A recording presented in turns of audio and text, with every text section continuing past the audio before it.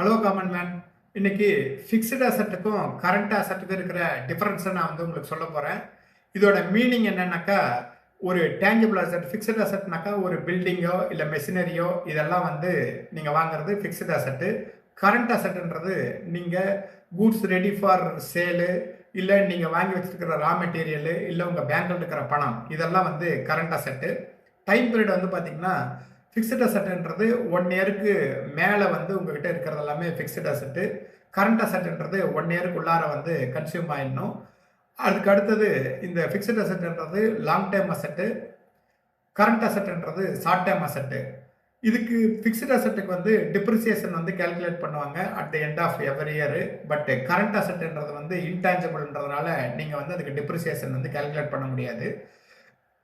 Current அசட்ன்றது, அதாவது fixed அசட்ன்றது உங்களோட நீங்கள் கேஷாக கன்வெர்ட் பண்ணுறது ரொம்ப கஷ்டம். கரண்ட் அசட்ன்றது ஆல்மோஸ்ட் கேஷாவோ இல்லை இமீடியட்டாக கேஷாக மாற்றக்கூடிய பொருளாவோ இருக்கும்.